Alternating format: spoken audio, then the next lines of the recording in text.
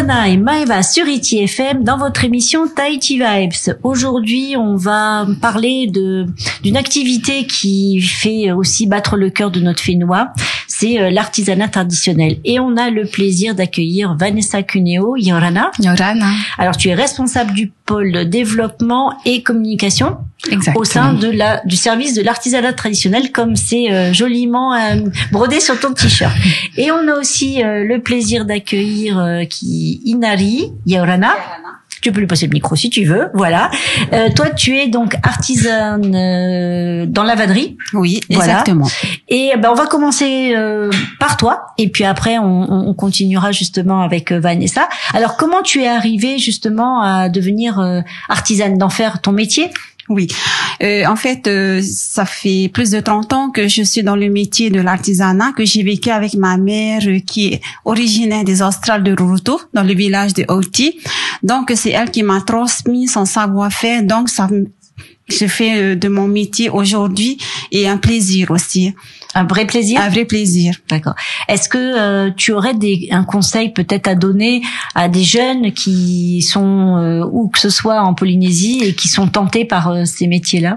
C'est un beau métier. C'est un métier qu'il faut avoir de la patience et qu'il faut aimer pratiquer. Mm-hmm. C'est de la manœuvre.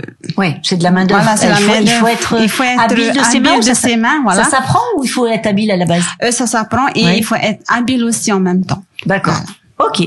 Alors maintenant, on va discuter un petit peu avec Vanessa. Donc, à la fin de l'interview, chers amis auditeurs, vous retrouverez Inari qui nous fera un petit peu la synthèse de cette interview en tahitien, et on te dit maruru avant. Alors, dis-moi Vanessa, donc on se voit aujourd'hui pour le forum des métiers du primaire et de l'artisanat traditionnel qui va se tenir donc le 19 octobre de 7h30 à 17h. Alors, ce forum des métiers du primaire, c'est surtout un bel endroit pour retrouver, on attendra 40 exposants. Exactement. Donc l'événement aura lieu dans le hall de l'Assemblée. Il y aura 3 espaces qui sont aménagés à l'intérieur. Dans le hall de l'Assemblée, il y aura un espace stand, rencontre avec une trentaine de professionnels issus du secteur primaire, terre, mer et également de l'artisanat traditionnel. Et à l'extérieur, il y aura un espace démonstration où là, ces mêmes professionnels pourront présenter de façon concrète et attractive leur métier. Et il y aura aussi, en tant que 3e espace, un endroit où les visiteurs pourront rencontrer, écouter des success stories en fait de professionnels qui ont réussi en fait dans ces différentes filières. Alors là, ça s'adresse, on est donc sur alors j'ai pas regardé, je m'en excuse, le 19 octobre, ça tombe quoi? C'est un jeudi. Un jeudi. Ah, c'est un jour de semaine. Ah oui, c'est ça, c'est marqué là, jeudi. Donc vous attendez quoi comme public? Parce que donc c'est ouvert, on l'a dit, de 7h30 à 17h. Vous attendez quoi comme public? Est-ce qu'il y a des écoles qui viennent justement à la rencontre de ces métiers-là? Alors, on attend un public très large quand même, des personnes qui sont en reconversion professionnelle, qui ont des projets à mener, qui souhaitent changer totalement de métier, qui aimeraient aussi se réinsérer professionnellement. Donc toutes ces personnes qui ont un projet dans l'un de ces secteurs ou qui veulent se lancer aussi dans le secteur, il y aura tous les professionnels présents pour les accompagner de la création de leur entreprise jusqu'à se professionnaliser et se lancer. Et on attendra également des scolaires sur place. En gros, il y aura une dizaine de classes qui seront réparties sur 3 créneaux dans la journée. Et donc, on a conçu des parcours spécialement pour eux, pour éviter qu'il y ait une trop grande influence dans le hall. Bien sûr. Est-ce que pour autant, il y aura des choses à vendre? Ou est-ce que c'est vraiment pour être dans l'interaction et la découverte de ces métiers-là? Alors, il y aura, c'est vrai, des personnes, des transformateurs, nos artisanes qui seront présentes comme Inari. Elles pourront vendre, ça c'est sûr, parce qu'on les mobilise toute une journée de façon bénévole. Elles sont vraiment là bénévolement et on vous remercie d'ailleurs Inari.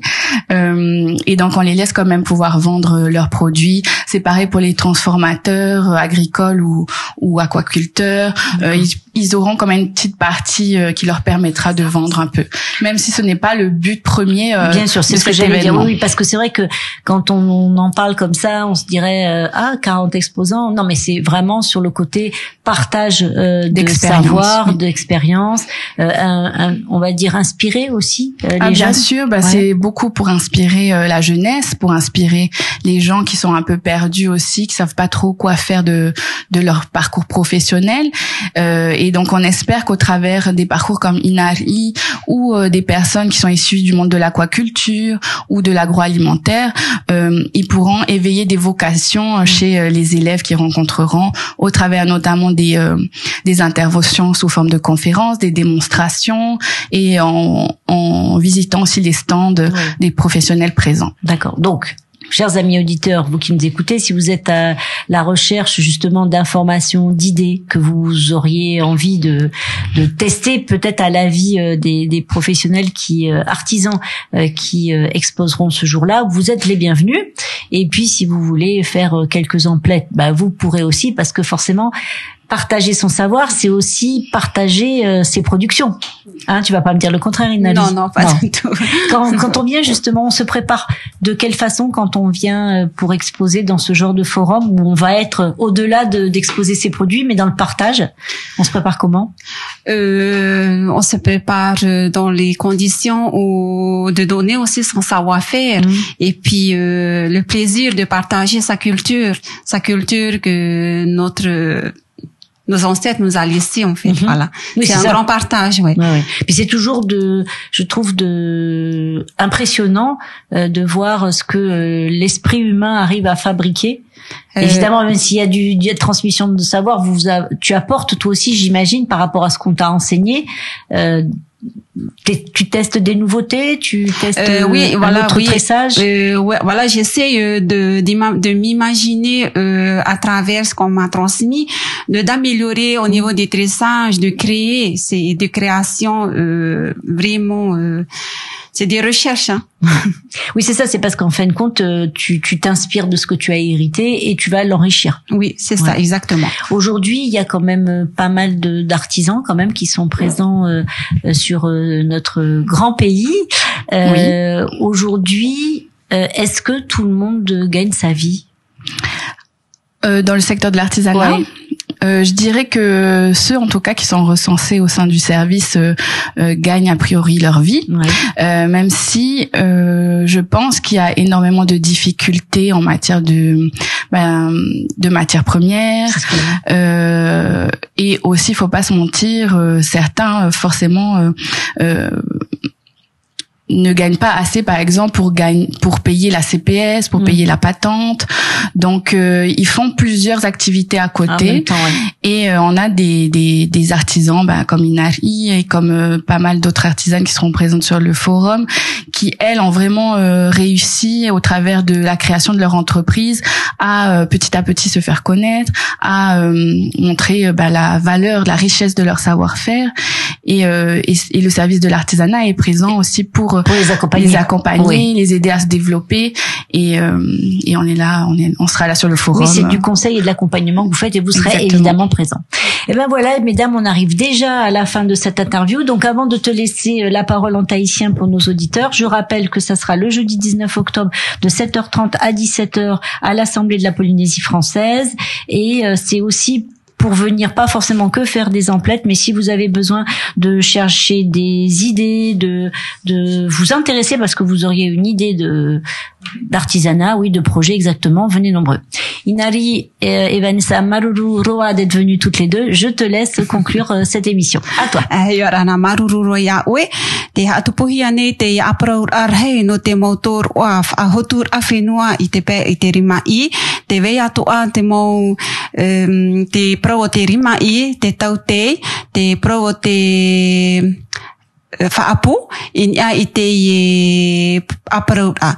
No te arateir ahua tatato mo tamar te mo whea api te mo whea atoa te hina aroane I haamo ho tai te narato hareme I te aruma iwa no te ave I roto te olo te Assemblée territoriale.